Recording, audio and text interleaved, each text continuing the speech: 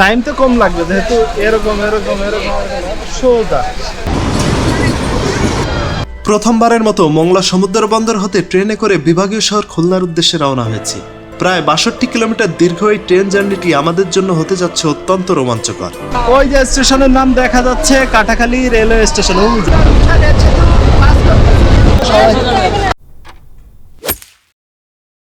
বিসমিল্লাহির রহমানির রহিম। বন্ধুরা, গত পর্বে আপনাদের কথা দিয়েছিলাম নতুন এই রেল সংযোগ দিয়ে আমরা খুব দ্রুত ভ্রমণ করব। এখন বাজে দুপুর 12:30। বাসা থেকে বের হয়ে মংলা রেলওয়ে স্টেশনের দিকে রওনা হয়েছি। বাসা হতে মাত্র 30 টাকা অটো ভাড়া দিয়ে আমরা চলে এসেছি মংলা রেলওয়ে স্টেশনে। রেলওয়ে স্টেশনে এসে দেখি এখানে লম্বা লাইন। মহিলাদের জন্য বিশেষ সুবিধা রাখা হয়েছে বিদায় সিজদার আম্মুকে 70 টাকা দিয়ে খুলনা মোহাম্মদনগর পর্যন্ত 2টি টিকিট নিয়ে নিলাম। স্বল্প সময়ের মধ্যে ট্রেনটি প্ল্যাটফর্মে চলে আসবে, তাই আমরা সবাই প্ল্যাটফর্মে অপেক্ষা করছি। ট্রেন আসলেই আমরা দ্রুত ট্রেনে উঠে পড়ব। বাসের তুলনায় ট্রেনের ভাড়া কম হয় বেশিরভাগ যাত্রীরা ট্রেনে যাওয়ার জন্য এখানে চলে এসেছে। কিন্তু ট্রেনটি প্রায় 1 ঘন্টা 15 মিনিট দেরি করে আসায় সকল যাত্রীদের মধ্যে হতাশা দেখা যাচ্ছে। ট্রেনটি মংলা স্টেশনে চলে এসেছে। প্রচণ্ড ভিড়, তার ভিতরে ঠেলাঠেলি চাপাচাপি করে সিজদাকে কোলে নিয়ে আমরা ট্রেনের ভিতরে উঠে পড়েছি। যেহেতু এই ট্রেনটি একটি লোকাল ট্রেন, তাই আমাদের সিট নির্ধারণ করা নেই। সেজন্য যত দ্রুত সম্ভব আমরা ভালো 2টি সেট নিয়ে নিলাম। সিজদা বাবু অনেক খুশি।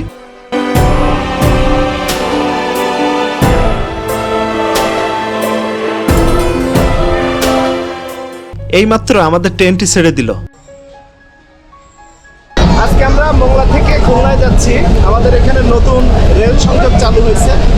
এই যে ট্রেনটি আপনারা দেখতে পাচ্ছেন, এই ট্রেনটি প্রতিদিন মংলা থেকে দুপুরে 1টার সময় ছেড়ে 4:30টার সময় বেনাপোল যেয়ে পৌঁছায়। আমাদের এই রুটে আগে এই রেলের সেবা চালু ছিল না। তো দেখেন, আমরা একটু দেখাই আপনাদের এই সাইডটা কত সুন্দর। নতুন এই রেল সংযোগটি মংলা থেকে বেনাপোল পর্যন্ত 138 কিলোমিটার দীর্ঘ। 138 কিলোমিটার এই লম্বা ট্রেন জার্নিটি আপনারা মাত্র 85 টাকা হলেই উপভোগ করতে পারবেন। আমাদের এই রেল সংযোগটি দিয়ে যদি বাংলাদেশের প্রতিটি স্টেশনে যাওয়ার ব্যবস্থা করা যেত তাহলে আমার মনে হয় অনেক ভালো হতো। এখন আমরা চুলকাঠি রেলওয়ে স্টেশন পাস করতেছি। আমি জীবনে অনেকবার রেলে যাতায়াত করেছি, কিন্তু প্রথমবারের মতো মংলা থেকে খুলনা যাওয়ার এই জার্নিটি কতটা উপভোগযোগ্য তা এখন বোঝা যাচ্ছে।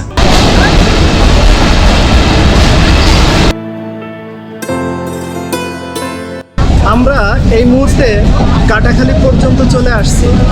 পরের স্টেশনই মোহাম্মদনগর স্টেশন। বিভাগীয় শহর খুলনায় যারা যাবেন তাদেরকে মোহাম্মদনগর নামতে হবে।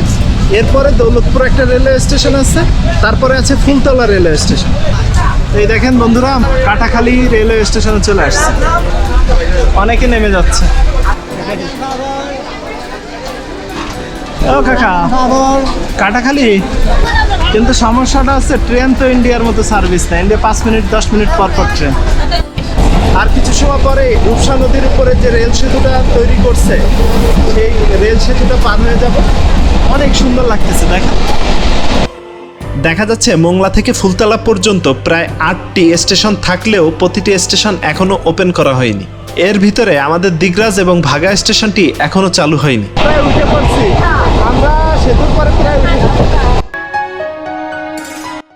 ওই যে রূপসা সেতু দেখা যাচ্ছে ওই সাইডে।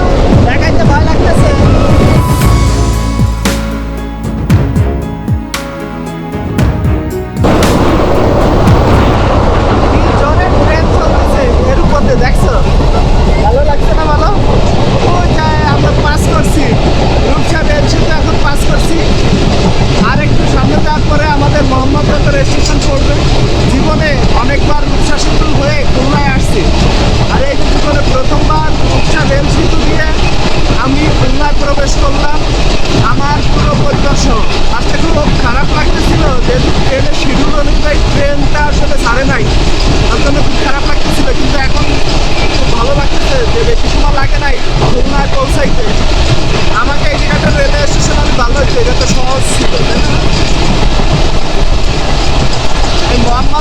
ঘুরে খুলনায় ঢুকতে থেকে আরো দেখা গেল মোংলাতে চলে আসতাম ডাইরেক্ট অটো থেকে।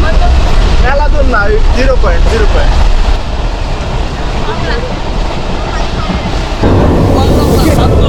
এই যে আমরা চলে আসছি।